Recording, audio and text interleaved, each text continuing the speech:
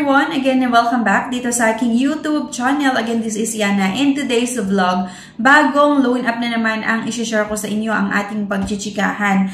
Kasi nga, ayon sa loan app na ito ay pwede nga daw tayong makahiram hanggang 40,000 pesos. At nakakaloka mga beshi, kasi nakita ko lang yung app na ito sa Messenger na kung saan nagpapahiram nga daw ito or nagpapautang hanggang 40,000 pesos.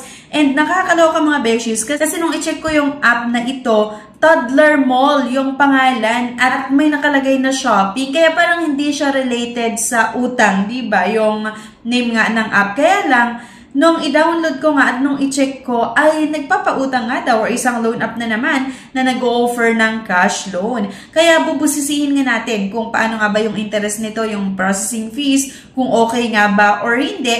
At syempre magkano nga ba yung pwede natin mautang, lalong-lalo nga kapag first time nyo namang hiram. So ang loan app nga na ito ay ang Toddler Mall. At kapag i-open nyo nga ito, kailangan na naman natin syempre na maglagay ng ating mobile number at meron na naman tayong matatanggap na one-time password na kailangan na naman natin ma-input dyan. Ang pambungad ng loan app na ito ay pwede nga daw tayong makahiram hanggang 40,000 pesos, di ba? So, para makautang tayo dito, click nyo lang yung may nakalagay dyan na go for it at meron daw tayong first step na pagdadaanan bago nga tayo makautang dito.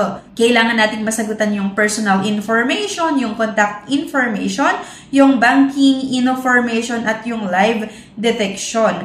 At dito sa personal information, yung kompletong pangalan natin, yung permanent address, birthday, gender, yung marital status, syempre kailangan daw natin ilagay yung ating email address at purpose of loan, backup number at yung Facebook and Viber. Kailangan nyo daw mailagay dyan. At employment info, ayan yung employee type, company name, working since, and so on. At next nga dito mga beshies ay yung contact references. Kailangan yung maglagay dyan ng mga kakilala nyo.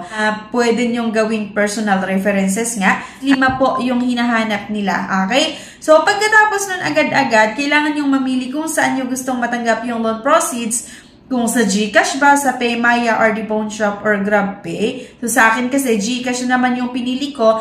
Toddler Mall would like to access the camera. Okay, so click lang natin yung allow para nga maituloy yung pag-apply natin dito. At dito nga kailangan natin mag-upload ng isang valid government ID. At ito nga daw yung mga ID na tinatanggap. Pwede yung UNID, SSS, yung TIN, Passport, Voters ID, National ID, yung PRC, Pag-ibig, Postal ID, Driving License or Driver's License, and Health Card. At pagkatapos nga nating masagutan lahat, yung personal information, contact information, bank information, at yung live detection, marami yung pagpipilian. Meron Cash H, Cash G, Cash I, Cash D, Cash A, and ayan, mamimili ka lang dyan kung ano yung gusto mong applyan. At yung loan amount daw dito sa Cash H ay 1,500 to 10,000 pesos at may loan terms na 6 to 7 days lang. Cash G, 2,000 to 30,000. Yung Cash I,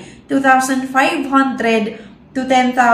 At yung Cash D, 2,000 to 20,000 pesos. APR or ay 18% daw. Long terms, puro 6 to 7. Kaya diba, hindi siya maganda na utangan. Pero ayan, sinubukan ko pa rin. Ang in-applyan ko itong Cash H. Click lang natin yung apply at dito daw, ang pwede ko lang daw mahiram ay 3,500 pesos. At yung period nga ay 7 days lang, kaya hindi ko na naman nire-recommend yung loan app na ito, diba? Kasi kung makikita nyo dyan, 3,500 yung loan amount. Kaya lang, dito sa baba, may nakalagay na 1,500 na service fee. So, hindi siya maganda kasi ang naaprubahan na loan ay 3,500 kaso meron itong service fee nga na 1,500 pesos at syempre i-deduct agad-agad nila yun. Tapos kung ano yung matitira, yun lang yung matatanggap natin mga besh. Kaya isang loan app na naman na mataas ang service fee, mataas ang processing fees at napaka-short term lang. Kasi diba 7 days nga lang itong nilagay nila na period or long terms. Kaya hindi ko siya nire-recommend. And eto na nga, nung chinek ko ulit yung mga reviews, nung iba't ibang umutang dito, ay puro negative or napakadami din yung may reviews ng negative. I-check na natin yung date, last March lang talaga. So, napaka-latest din. Or bagong-bago lang itong mga sumubok nga.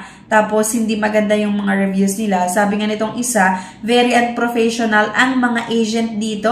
One day before pa lang ng due date, tatadarin ka na ng mga harassment na text. Mga atat na atat, 7 days na nga lang payment terms. Hindi nga siya magandang utangan kasi mataas yung service fee, short term lang. Kaya please lang, kung nagbabalak kayo or kung nakita nyo din ito sa messenger or nakita nyo yung odds nila sa mga social media, pero pala kapag i-download at subukang utangan, doon sa pinakadulo ay makikita mo nga na napakataas yung service fee. Kaya isang pautangan na naman na hindi ko nga nire-recommend sa inyo. So please lang, kung may balak kayo na umutang, ay abay mas maganda na doon na lang tayo sa bangko or mas maganda pa nga umutang sa 5-6. Kasi diba kapag wala kang pambayad, I mean, halimbawa nandyan sila sa bahay mo tapos naniningil sila, pag wala kang pambayad, eh diba pwede kang mag-pass or bukas ulit or sa susunod. So yan lang, anyway, thank you for watching. Please don't forget to click the subscribe button sa nilike na din yung ating video at huwag niyong kalimutan na i-share. Thank you guys at see you on my next video. Bye-bye!